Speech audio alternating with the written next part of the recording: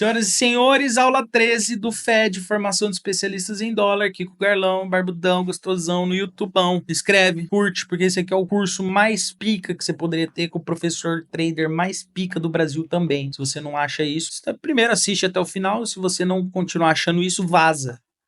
Vai lá ver seu setupinho, tá? Vamos falar sobre dados macroeconômicos, a estatística do mercado, o quanto é chato interpretar tudo isso, mas é o que faz o dólar subir ou descer. Vem com seu papai. Vamos falar dos dados globais, mas agora especificamente dos Estados Unidos, que é o epicentro do mundo. Quer você queira ou não, cara, Estados Unidos é o epicentro do mundo. Eles ainda são os termômetros reais da economia global. E ponto. E qualquer dado relevante que seja vindo de lá vai bagunçar o dólar globalmente, quer você queira ou não. E o real, que é uma bosta, sensível a tudo, se mexe por tabela. Vamos falar de payroll, que é o relatório de empregos dos Estados Unidos, divulgado toda primeira sexta-feira do mês, mostra quantos empregos foram criados no setor não agrícola dentro dos Estados Unidos. Tem um impacto direto no mundo. Presta atenção, anota. Quanto mais empregos, a economia se aquece mais, o risco de inflação é maior, os juros tendem a subir mais e o dólar a se valorizar, tudo para cima. CPI, vamos falar dele, inflação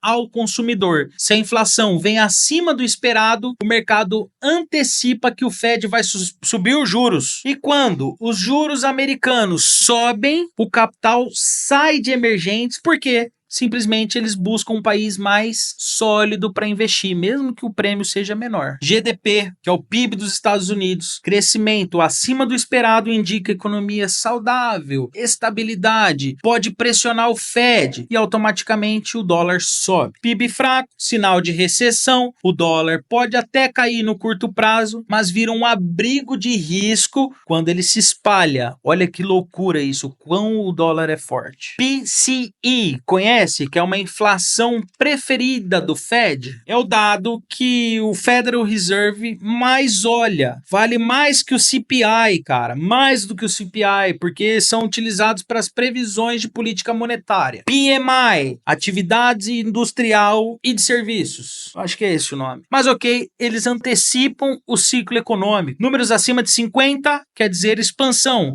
abaixo de 50, contração. Tem um impacto fortíssimo em commodities e no apetite por risco. Risco on. Vamos falar um pouquinho de dados brasileiros. Não sai do vídeo, cara. Esse vídeo tá sensacional, assim como as últimas duas aulas que eu postei aqui. Não sai daqui. O mercado de câmbio no Brasil, ele é sensível a dados internos. Concordo. Mas não tanto quanto os dados externos, como por exemplo dos Estados Unidos. Ainda assim, alguns números aqui dentro do Brasil, eles podem mudar totalmente o humor do fluxo, tá? Anotem, IPCA, inflação oficial, impacta diretamente as expectativas dos juros. Lembra da aula de juros aqui que eu falei que tudo no mercado, o maior driver de tudo são expectativas? IPCA. Anota, inflação alta, Banco Central pode subir juros, entrada de capital automaticamente, o real se valoriza, porra, mais dólar no Brasil. Mas se a inflação explode junto com a instabilidade fiscal, é óbvio que o efeito é o oposto. O risco assusta e o dólar cresce. Sobe. E o PIB Brasil, Carlão, é importante? Óbvio, mas não muda o jogo sozinho, né? PIB forte, com inflação, sob controle, é simplesmente positivo pro real. Balança comercial também, superávit forte, leva entrada de dólares via exportação, cara. Já falamos aqui de exportação e importação nesse canal, esse curso é o mais completo do Brasil.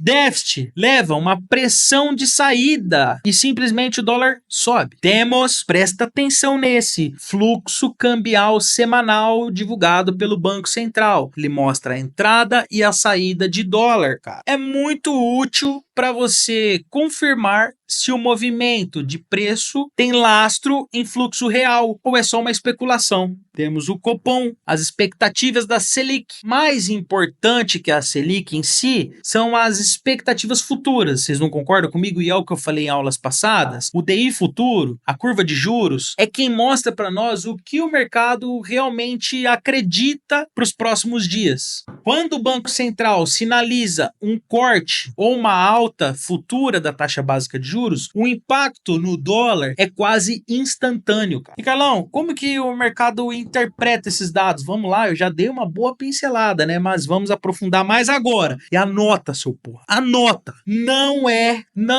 o número em si que move o mercado, cara. Não é. É a surpresa perante a expectativa. Eu vou falar 300 vezes se for necessário. O que move o mercado é a expectativa, bebê. Fechou? Payroll esperado, um exemplo, 200 mil. Veio 250 mil? É hawkish, cara. É hawkish. Pode esperar que o dólar vai subir. Veio 150 mil, surpresa dovish, cara. Dólar vai cair. O mercado, ele sempre reage entre o esperado e o realizado. E isso se dá o nome de surpresa macroeconômica. E Carlão, como que o operador de dólar deve agir, sei lá, no dia a dia? Porra, você tem que saber o calendário econômico. Todo trader de dólar precisa acompanhar o calendário macro, cara. Payroll, CPI, Copom, FONC, PIB. Também, é óbvio, evitar de operar em momentos de divulgação. Se você não tem as manhas lá na sala comigo, você vai conseguir ter as manhas que eu vou te falar, tá? Porque você deve ter uma consciência abrangente de tudo que está acontecendo com o mercado, além do que do risco que você pode tomar. Você tem que entender o contexto de tudo que está acontecendo. Um CPI alto, ele pode significar uma pressão por juros, mas se o mercado já esperava essa pressão, esse CPI, o efeito é menor, você entende? Um dado que às vezes vem ruim pode ser bom, parece loucura, mas é o que eu falo. O negócio não é o número, é a expectativa, seu animal. Então, ele pode aliviar uma pressão sobre o Fed, por exemplo. Observar o pré e o pós-dado, isso é muito importante. A movimentação antes da divulgação, ela mostra um posicionamento mais institucional. A movimentação após a amostra dos dados, o número realmente que foi lançado, ela confirma se isso frustrou o cenário, se isso tem já precificado ou não. E devemos comparar o dado com a narrativa, com o fluxo sendo emprego no mercado. O dado, ele é como se fosse o gatilho. A narrativa é o que o mercado constrói ao entorno desse dado. E o fluxo é o que realmente o mercado uniu e efetuou. Às vezes o dado é ruim, mas o mercado quer subir. Então é óbvio que os caras vão dizer uma narrativa de foi menos pior do que podia ser e bererê, bererê. Isso é simplesmente o mercado filtrando a realidade pela ótica de posição que ele já estava carregando, cara. E se você não acompanha tudo isso por si só, acompanhe comigo na sala ao vivo, lá na sala prática. Te convido a estar lá comigo todos os dias ao longo do pregão e deixar que eu faça esse trabalho massivo por você. Fechou? Até a próxima aula.